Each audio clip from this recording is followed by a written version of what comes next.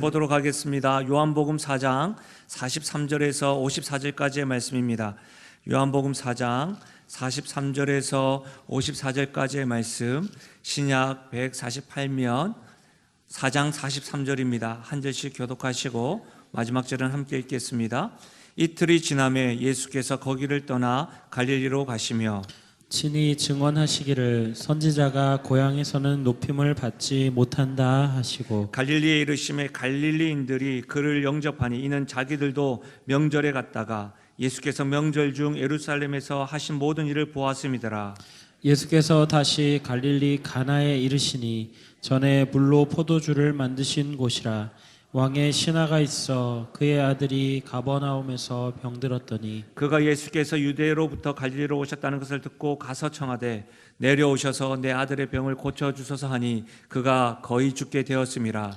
예수께서 이르시되 너희는 표적과 기사를 보지 못하면 도무지 믿지 아니하리라. 신하가 이르되 주여 내 아이가 죽기 전에 내려오소서. 예수께서 이르시되 가라 내 아들이 살아있다 하시니 그 사람이 예수께서 하신 말씀을 믿고 가더니 내려가는 길에서 그 종들이 오다가 만나서 아이가 살아있다 하거늘 곧 낫기 시작한 때를 물은즉 어제 7시에 열기가 떨어졌나이다 하는지라. 그의 아버지가 예수께서 내 아들이 살아있다 말씀하신 그때인 줄 알고 자기와 그 온 집안이 다 믿으니라. 이것은 예수께서 유대에서 갈릴리로 오신 후에 행하신 두 번째 번째 표적이니라. 아멘. 저는 본문의 말씀을 가지고 아주 드문 믿음이라는 제목으로 말씀을 나누겠습니다. 저는 시 한 편을 여러분들에게 소개하려고 합니다. 김경수 시인의 밥은 먹고 다니냐라는 시입니다. 14살 민며느리 순정을 간직한 인고의 뼈대는 텅 빈 대나무 송마디, 마디마다 옹이를 기르고 나이만큼 자란 삭신의 질긴 아픔에 누워 자라는 팔뚝의 호미질은 오늘도 그 그리운 이름 없니. 아사의 심장처럼 뜨거운 노을에 주름진 목소리가 물든다. 밥은 먹고 다니냐. 시름으로 피어난 모성이 깨단으로 울컥 젖어든다. 제가 이 시를 읽으면서 이 시에 더 주목하고 몰입하게 되었던 것은 이 시에 대한 설명 때문입니다. 이 시 포인트가요, 민며느리라는 시대적 관습에서 그 유년 시절을 지내던 시인이 어머니에 대한 심년을 노래한 시입니다. 한국의 하루 시작과 끝은 아침 드셨습니까? 점심 드셨습니까? 저녁 드셨습니까? 이다. 이 말은 말 그대로 밥 먹었느냐를 의미하는 것이기도 하지만 더 깊이 들어가 부모가 아픔을 이겨내거라, 어떤 상황에서도 정신줄을 놓지 마라 라는 어머니의 자식에 대한 염려와 사랑의 마음이 담겨 있다. 뭐가요? 밥은 먹고 다니냐라는 이 말이에요. 자식에 대한 부모의 가슴 저미는 사랑과 걱정, 그리고 자신의 삶을 대물림하지 않으려는 어머니의 심정을 노래하고 있는 시가 바로 이 밥은 먹고 다니냐라는 시입니다. 많은 어머님께서, 부모님께서 밥 먹었니? 잘 지내고 있니? 이 말 가운데 지금도 힘내고 있지? 넌 잘 살 수 있어? 잘 할 수 있어? 이와 같은 어머니의 심정, 부모님의 마음이 담겨 있다는 것이죠. 여러분, 성경은요, 예수님을 만난 사람들의 이야기가 가득합니다. 특별히 부모된 사람들과 예수님과의 만남이 더 많이 기록되어져 있는 것 같습니다. 이 부모님들이 예수님을 만나는 이유는 대체로 한 가지로 축약됩니다. 그것은 자식에게 큰 문제가 있는데 도무지 해결하지 못해서입니다. 본문에 등장하는 왕의 신하 역시도 부모입니다. 이 부모로서 자식에게 문제가 있어서 예수님을 만납니다. 자식의 문제로 예수님과의 만남의 사건이 과연 오늘 살아가는 우리들에게 하나님 어떤 메시지를 주려고 하시는 것일까요? 과연 우리와는 무슨 상관이 있는 것일까요? 이와 같은 관점으로 이 말씀을 살펴보려고 합니다. 우리가 마가복음을 계속해서 공부하다가 새생명 축제를 맞이해서 지난주와 이번 주는 또 다른 복음을 보고 있는데요. 이 요한복음 이 말씀을 이해하기 위해서 우리가 살펴보고 있는 이 이야기가 어느 위치에 있는지 선 이해가 필요합니다. 예수님께서는요, 예루살렘이라는 곳에 방문하시고 돌아오는 길에 우리가 지금 4장 43절을 읽고 있는데 4장 앞부분에 사마리아라는 곳에서 한 여인을 만납니다.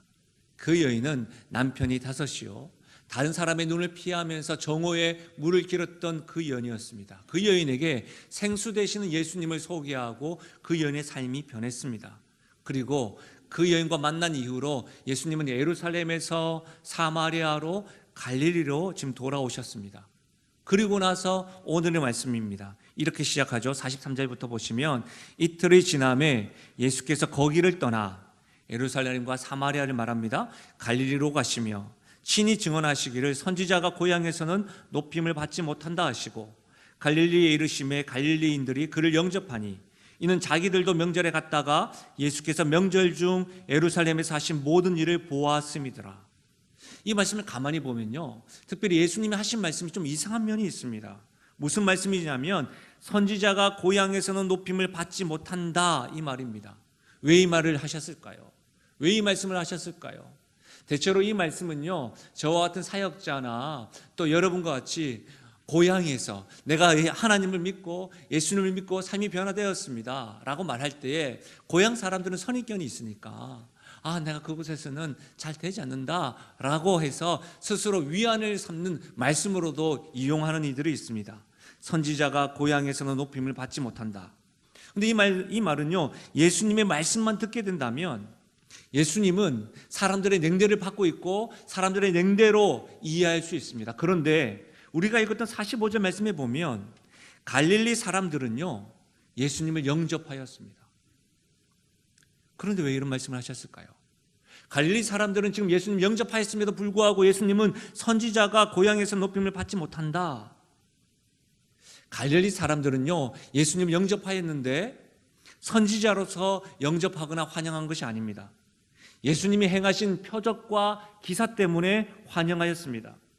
심지어 예수님께서는 그 고향에서 말씀을 가르치실 때에 사람들은 빈정대기 시작했습니다. 저가 목수의 아들 아니냐, 내가 아는 요셉의 아들 아닌가 라고 비아냥거렸습니다.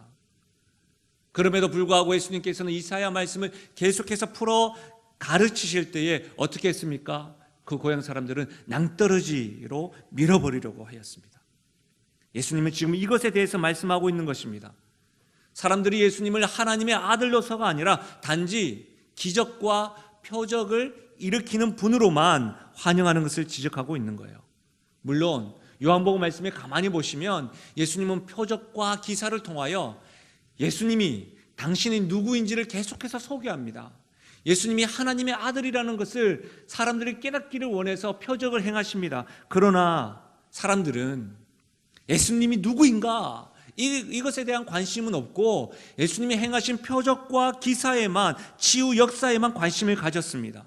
예수님에 대해서는 관심이 없었던 것이죠. 지금 예수님은 그것에 대해서 말씀하는 것입니다. 저는 여러분에게 묻고 싶은 것이 있습니다. 여러분은 예수님을 어떤 분으로 알고 계십니까? 여러분에게는 예수님이 어떤 분이십니까? 나의 삶 가운데 기적과 표적만을 일으키시는 분으로만 알고 계십니까? 아니면 예수님을 참으로 나의 주요, 나의 구원자로, 하나님의 아들로 알고 계십니까? 이 물음에 여러분의 대답과 생각에 예수님은 어떤 반응을 보이실까요? 여러분은 예수님을 어떤 분으로 알고 계십니까? 다시 말씀으로 돌아가면 가버나움에서 가나까지의 거리는 약 32km라고 합니다. 요즘으로 말하면 자동차로 100km 속도를 냈을 때에 한 30분 정도면 갈 수 있는 거리죠. 자전거로는 2시간 정도 걸어서는 6시간에서 8시간 정도 걸리는 거리입니다. 지금 왕의 신하는요, 가버나움에서 예수님이 계신 가나로 올라가고 있습니다. 왜요? 자신의 아들이 병으로 거의 죽게 되었으니까 고쳐주시기를 청하고 있습니다. 속히 예수님, 가버나움으로 내려가 주십시오. 그것을 청하기 위해서 올라가고 있습니다. 여러분, 여기서 우리가 한 가지 꼭 짚고 넘어갈 것이 있습니다. 부모라 할지라도 자식에 대하여, 자식에 관하여 다 책임지고 다스릴 수 없다는 사실입니다.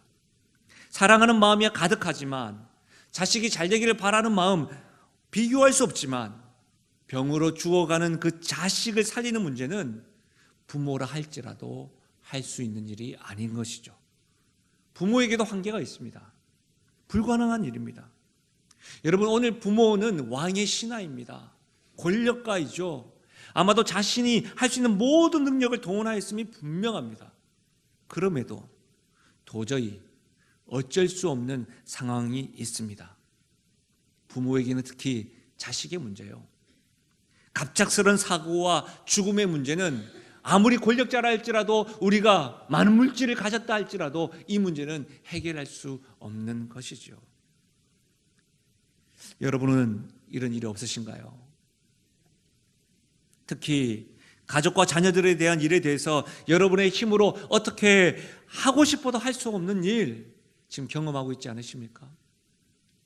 무슨 방도를 다 찾아보고 해보았는데요, 결론이 나지 않아서 지금 발만 둥둥 구르고 있지는 않으십니까? 그럴 때 여러분은 어떻게 하십니까? 저는 이번 주에 어느 한 어머님과 잠시 대화를 나눈 적이 있었습니다. 그 어머니께서 저에게 이런 말씀을 하셨어요. 목사님, 전 자식이 셋이 있는데요, 자녀에게 무슨 일이 일어날까 항상 노심초사라고 하였습니다. 그러면서 그분이 할 수 있는 일은 하나님께 나아가 기도하는 일뿐입니다 라고 말씀하셨습니다.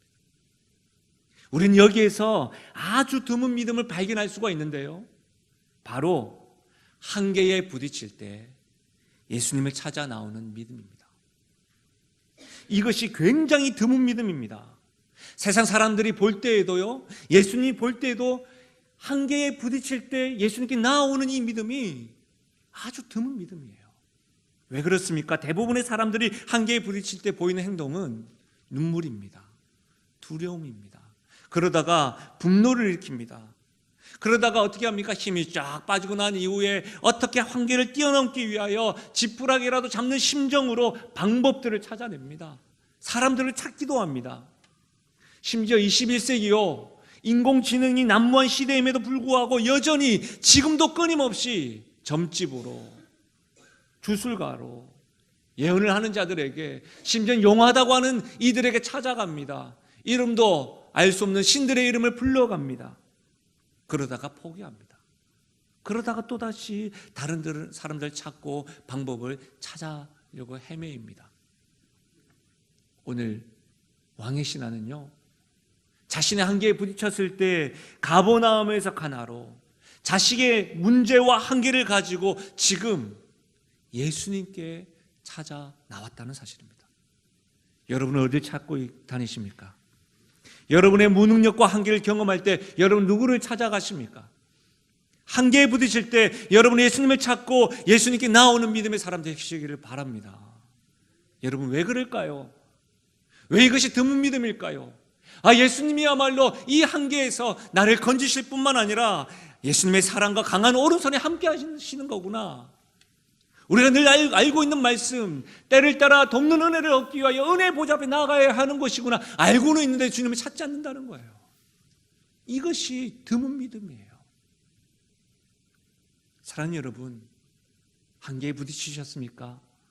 여러분이 찾아가야 될 곳은 예수님이고, 그분 앞에 나아가는 믿음, 그 믿음 소유할 수 있기를 주의 이름으로 부탁드립니다. 여러분, 오늘 말씀에 가만히 보면 간절함을 갖고 나온 왕의 신하요, 자식의 부모에게 예수님의 모습과 말씀은 좀 생뚱맞습니다. 전혀 엉뚱하고 뜬금없는 말씀을 하고 있습니다. 자식이 죽어갑니다. 간절합니다. 먼 거리, 가깝지 않은 거리에 이곳까지 와서 지금 뭐라고 이야기해요? 예수님, 내 자식이 죽어갑니다. 내 자식이 있는 곳으로 좀 가주세요. 근데 예수님 뭐라고 하십니까? 48절에 너희는 표적과 기사를 보지 못하면 도무지 믿지 아니하리라. 여러분, 이해가 되십니까?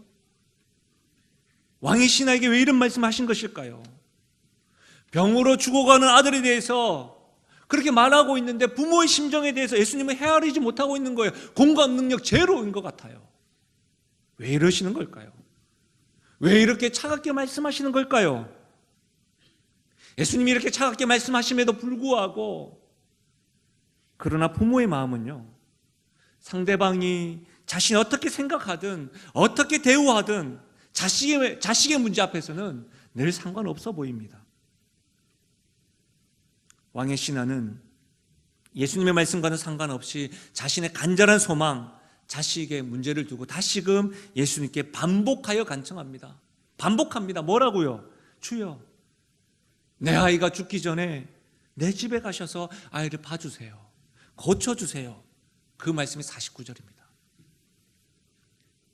여러분, 그런데요, 반복해요 간청하는 이 음성에 예수님 뭐라고 말씀하십니까? 50절, 우리 50절 말씀을 다 같이 한번 읽어볼까요? 함께 읽겠습니다. 예수께서 이르시되 가라, 내 아들이 살아있다 하시니 그 사람이 예수께서 하신 말씀을 믿고 가더니. 여러분, 자식이 병으로 죽어가는 부모님의 간청에 예수님께서 하신 말씀은 가라, 내 아들이 살아있다고 말씀하십니다. 근데 이 예수님의 말씀에 보이는 왕의 신하, 부모의 반응을 보십시오. 그 사람이 예수께서 하신 말씀을 믿고 가더니. 여러분, 무슨 말씀이에요? 예수님의 말씀을 전적으로 좀 신뢰하고 믿고 나가고 있습니다. 여러분, 왕의 신하가 계속해서 반복해서 예수님께 간청한 내용이 뭐예요? 가버나움으로 내려와 달라는 거예요. 병으로 죽어가는 아들을 좀 봐달라는 거예요. 요즘으로 이야기하자면 뭐예요? 시름시름 앓고 있는 자녀의 머리에 손을 대고 안수 기도라도 좀 해달라는 거예요. 아픈 내 형편에 누워있는 나에게, 우리 가족들에게 병원으로 찾아가셔서 좀 기도 좀 해달라는 거예요. 말씀을 전함으로 능력을 좀 행하여 달라는 요청을 계속해서 반복적으로 간청하였습니다. 그가 원하는 것은 뭐예요? 예수님이 직접 찾아오셔서 죽어가는 자식을 치료해 주시기를 원했다는 거예요. 근데 예수님 보십시오. 내 아들이 살아있다 말씀하셨습니다. 가지 않았습니다. 말씀만 하셨습니다. 다시 말하면 이 부모는 자신이 원하는 방식이 아니었습니다. 자신이 바라고 있던 반복도 아니었습니다. 자신의 생각과 계획과 방법이 전혀 다름에도 불구하고 왕의 신하요, 이 부모는 예수님께서 하신 말씀을 믿었습니다. 말씀을 단순하게 믿었습니다. 말씀 자체를 믿은 것이죠. 이 믿음에 예수님은 놀라고 있습니다. 이 일에 예수님은 지금 감동하고 있는 것입니다. 왕의 신하는 그 어떤 대꾸도 하지 않고 예수님의 하신 말씀을 믿고 나아가고 있습니다. 그러나 대부분의 사람들은 어떻습니까? 기적과 표적을 보고서야 믿는 사람들이 있습니다. 아니요, 적어도 나의 삶 가운데 기적과 표적이 아니라 할지라도 어떻게 보지 않고 믿을 수 있느냐 말이죠. 내가 만져보고 눈으로 봐야 믿을 수 있겠다라고 말합니다. 지금 죽어가는 아이를 살려주시기만 한다면 아니요. 적어도 지금 내가 겪고 있는 어려움과 형편과 상황을 조금이라도 변화시켜 주신다고 한다면 난 믿을게요. 이렇게 말합니다. 우리들도 그런 적 많지 않습니까? 그런데도 오늘 죽어가는 부모는 그렇지 않습니다. 단순하게 예수님의 말씀을 믿고 집으로, 죽어가는 아이에게로, 그가 있는 곳으로 지금 가고 있습니다. 성경은 예수님께서 이 왕의 신하의 믿음에 대해서 어떤 대답이나 평가나 칭찬을 하였다고는 기록되어져 있지 않습니다. 그러나 이 왕의 신하와 굉장히 유사한 믿음을 보이는 사람이 성경에 기록되어져 있는데, 이 사람에 대한 예수님의 반응을 통해서 충분히 저는 유추할 수 있다고 생각되어집니다. 누가복음 7장 6절에 있는 말씀인데요, 한번 들어보십시오. 예수께서 함께 가실새 이에 그 집이 멀지 아니하여 백부장이 벗들을 보내어 이르되, 주여 수고하지 마옵소서, 내 집에 들어오심을 나는 감당하지 못하겠나이다. 그러므로 내가 죽게 나아가기도 감당하지 못할 줄을 알았나이다. 말씀만 하사 내 하인을 낫게 하소서. 나도 남의 수하에 든 사람이요, 내 아래도 병사가 있으니 이더러 가라 하면 가고 저더러 오라 하면 오고 내 정도로 이것을 하라 하면 하나이다. 예수께서 들으시고 그를 놀랍게 여겨 돌이키사 따르는 무리에게 이르시되 내가 너에게 이르노니 이스라엘 중에서도 이만한 믿음은 만나보지 못하였노라 하시더라. 보니 어떤 사람들이 집으로 돌아가 보매 종이 이미 나아 있었더라. 백부장의 믿음이에요. 우리가 반드시 이 말씀을 볼 때 백부장은 이방인입니다. 그러면서 예수님께서 이 이방인의 믿음을 보고 굉장히 놀랐습니다. 그럼 놀랍게 여기셔서 감동하셨는데 뭐라고 이야기하냐면 함께하는 무리들에게 이스라엘 중에서도 이만한 믿음 보지 못하였다. 이 말을 우리에게 좀 번역을 해서 해석을 하자면 뭔지 아세요? 예배드리고 있는 우리들, 예수가 주라고 생각하는 우리들에게 지금 말씀하시는 거예요. 성도들 중에서도 이만한 믿음 보지 못하였다. 영신교회 성도들 중에도 이만한 믿음을 보지 못하였다고 지금 자랑하고 있는 거예요. 예수님께서 놀라시면서요, 칭찬하고 있는 거예요. 이만한 믿음, 아주 드문 믿음을 보았노라고 예수님 지금 감동하고 말씀하고 있는 거예요. 오늘 본문에서도 마찬가지입니다. 동일하게 아주 드문 믿음을 발견할 수가 있는데 뭡니까? 예수님의 말씀 자체를 믿는 단순한 믿음이에요. 예수님 말씀 자체, 그것을 믿는 단순한 믿음, 이것이 아주 드물다는 거예요. 세상 사람들이 보기에도, 심지어 성도들 중에서도 예수님 말씀 자체를 믿는 단순한 믿음 보이는 사람들이 굉장히 드물다는 거예요. 왜요? 우리는 예수님 말씀에 늘 토를 다는 경우가 있습니다. 믿는다고 말씀합니다. 정작 주님께서 나와 함께 하신다고 말은 하지만 정작 늘 불신으로, 의심함으로 늘 다가갈 때가 있습니다. 저와 함께 신앙생활하는 영신가족들, 성도들에게 묻고 싶습니다. 여러분에게 예수님께서 이렇게 놀라시고 칭찬하시는 믿음 있으십니까? 내 방식의 믿음에서 말씀 자체를 믿음으로 바꾸어야 되는 삶의 문제는 무엇인가요? 여러분, 하나님이 여러분을 사랑하신다는 사실, 이거 정말 확신하십니까? 하나님에게는 다른 그 어떤 것보다도 여러분이 굉장히 소중하시고요, 비교할 수 없는 소중한 존재임을 여러분 확신하십니까? 다른 사람들은 다 떠나고 외면한다 할지라도, 다른 사람은 내 마음을 몰라준다 할지라도 우리 예수님이 세상 끝날까지 내가 너와 함께 하겠다 말씀하시고 약속하신 임마누엘, 그 말씀 자체를 여러분 믿으십니까? 온 세상을 다스리신다고 말씀하셨던 그 하나님께서 나 자신뿐만 아니라 우리의 가정도, 우리의 직장도, 우리의 교회도, 우리 이 나라도 다스리길 원하신다는 사실을 여러분 믿으십니까? 이 질문에 만약 아멘이라고 하신다고 한다면, 예스라고 하신다고 한다면, 믿어진다고 고백할 때 예수님께서는 그 고백과 믿음 가운데 아주 드문 믿음을 보았노라고 칭찬하시고 감동하고 계실 겁니다.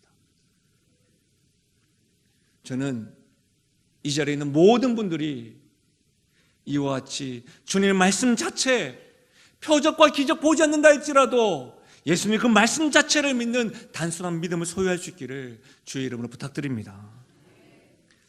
말씀을 가만히 보면요, 왕의 신하 굉장히 놀라운 모습이 있습니다. 이 왕의 신하도 이방인인데요, 51절에서 53절까지의 말씀인데요, 내려가는 길에서 그 종들이 오다가 만나서 아이가 살아있다 하거늘 그가 낳기 시작한 때를 물은즉 어제 7시에 열기가 떨어졌나이다 하는지라. 그의 아버지가 예수께서 내 아들이 살아있다 말씀하신 그때인 줄 알고 자기와 그 온 집이 다 믿으니라. 왕의 신하여, 죽어가는 아이의 부모는 주님의 말씀 자체를 믿고 왔던 길을 다시 돌아가고 있습니다. 그런데 가나에서 자식이 낳았다, 살았다는 것을 그 소식 전하기 위해 종들을 만난 거예요. 근데 여러분, 그 종들이 만났을 때에 가장 먼저 이 왕의 신하가 질문하는 게 뭔지 아십니까?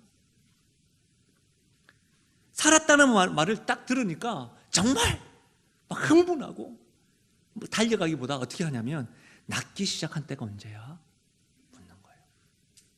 말씀 자체의 이 믿음 끝까지 지키고 있는 거예요. 그랬더니 신하들이 어제 7시에 열기가 떨어졌나이다. 그랬더니 53절 말씀 보십시오. 예수께서 내 아들이 살아있다 말씀하신 그때구나.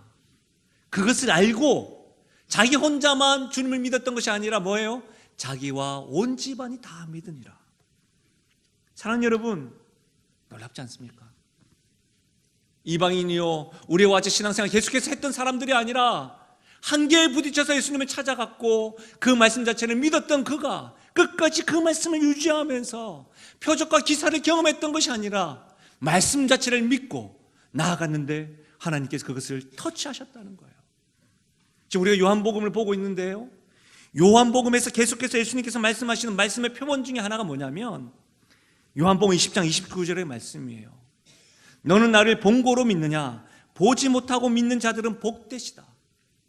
너는 나를 본고로 믿느냐? 보지 못하고 믿는 자들은 복되다. 지금 이와 같은 말씀의 표본을 지금 왕의 신화를 통해서 우리에게 보여주는 거예요.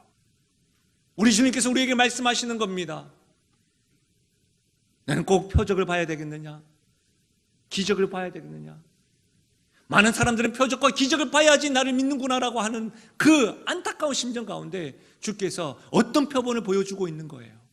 아주 드문 믿음이긴 하지만 말씀 자체를 믿고 주님을 믿는 자.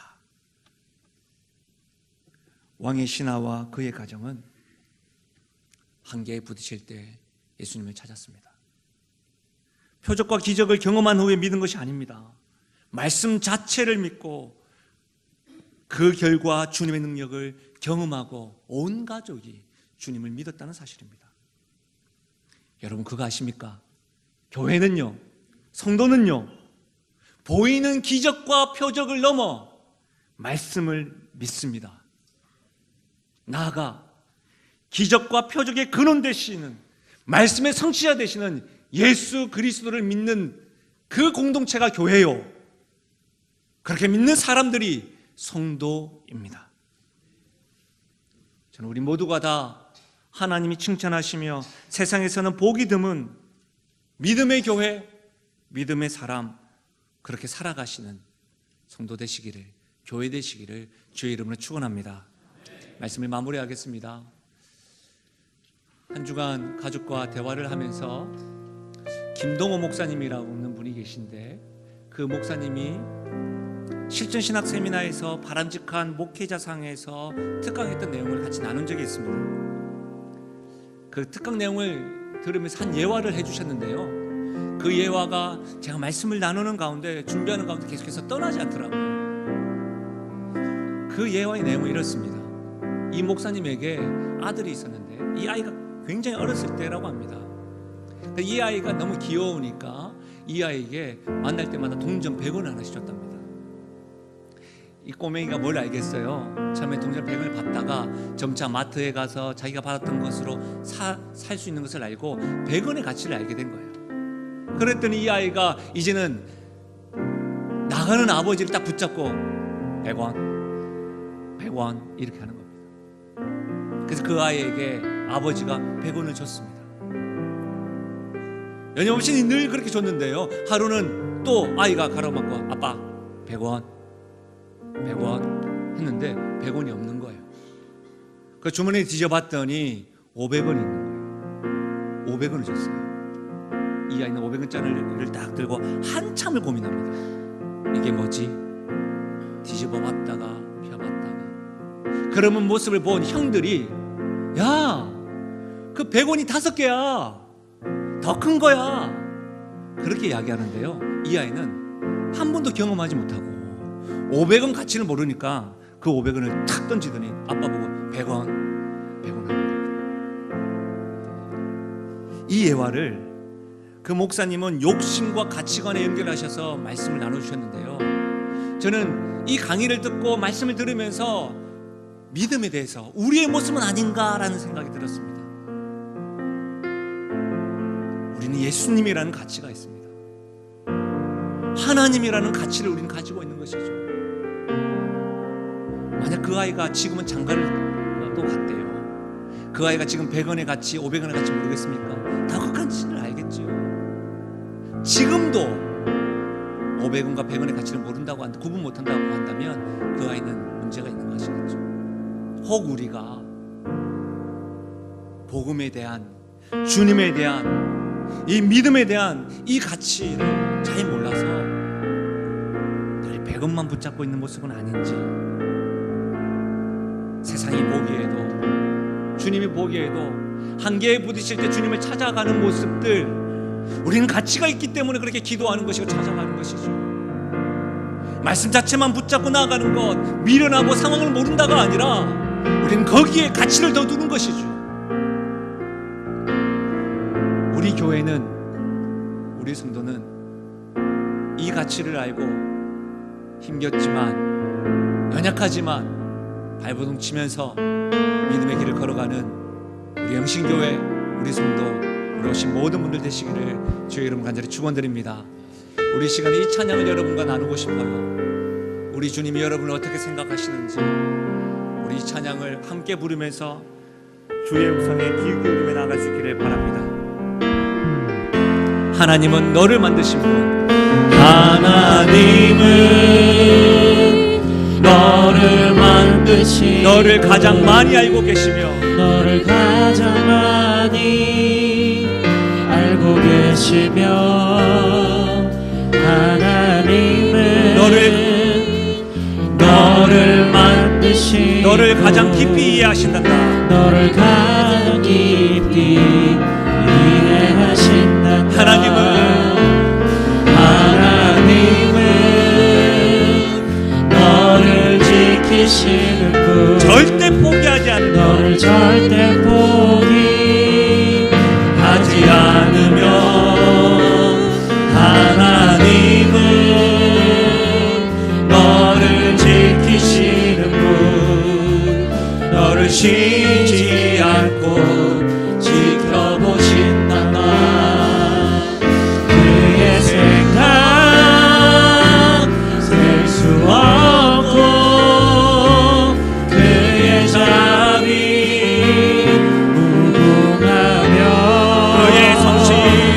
그의 성실 날마다 새롭고, 그의 사랑 끝이 우리 2절입니다.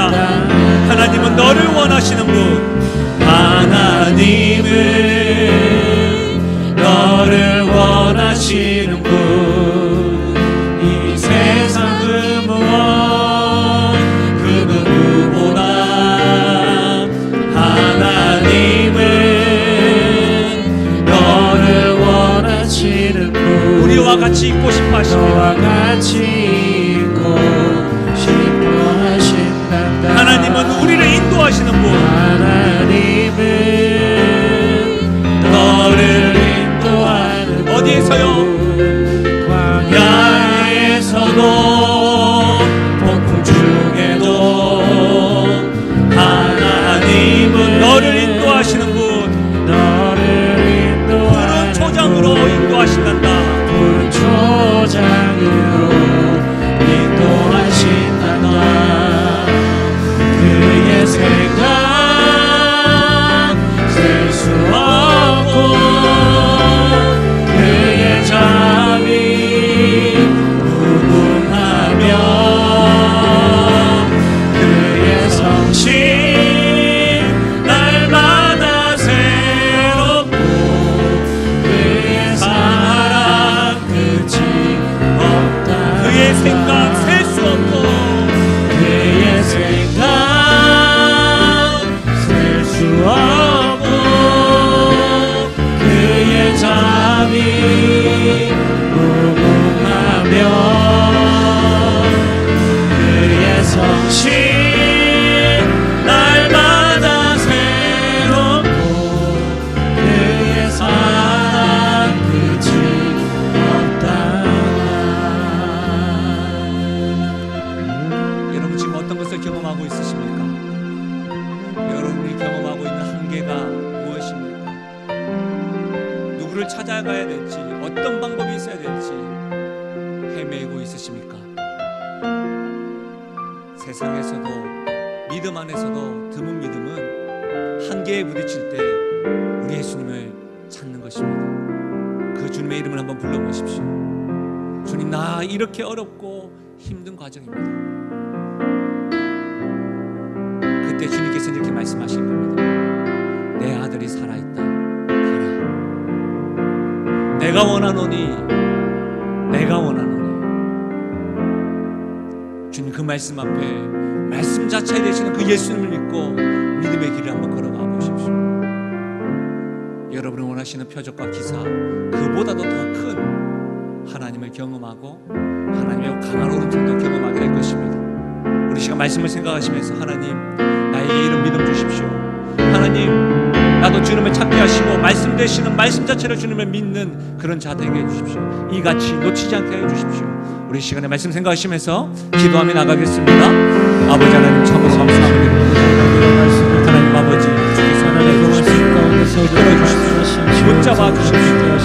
하나님 아버지 하나님 우리가 기도하는 자를 설 때에 하나님 우리의 삶 가운데서 아버지 하나님 우리의 한계에 부딪히고 아버지 좌절하는 주님 아버지 하나님의 자녀를 주님께 채우시고 붙들어 주신 우리가 경험할 수 있도록 안전합니다. 강구합니다. 하나님 주시옵소서.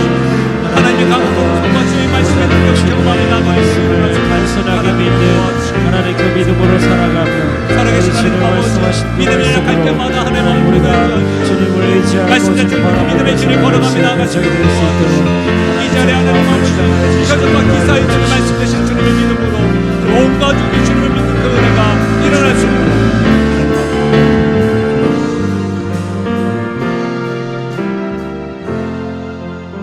말씀 되시는 주님, 우리는 한계에 자주 접합니다. 전혀 예상 못했던 사고와 사건을 경험합니다. 그럴 때마다 아버지 하나님 혼란스럽고 혼돈스럽고 두렵고 눈물이 날 때가 있습니다. 그래서 내 안에 주님이 계시고 내 앞에 하나님이 계심에도 불구하고 그분을 찾기보다 다른 데서 헤매기도 합니다. 주님, 세상이 보기에도 주님이 보기에도 아주 드물다고 하는 그 믿음, 한계에 부딪힐 때마다 우리가 다른 그 어떤 것보다 그 어느 누구보다 주님에게 나아가 무릎 꿇게 하시고 주님을 찾는 그 믿음 있게 하여 주옵소서. 뿐만 아니라 아버지 하나님 말씀하시는 주님, 말씀 자체가 되시는 그 주님을 믿고 표적과 기사를 구하는 것이 아니라 내 주님, 내 하나님을 구하고 그분을 믿고 나아가는 믿음의 길을 걸어 나가는 우리를 되게 하여 주옵소서.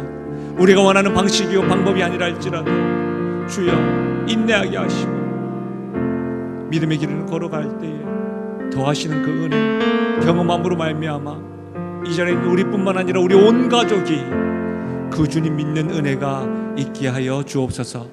그렇게 역사하실 주님을 찬양하옵고 예수님의 이름으로 기도하옵나이다. 아멘.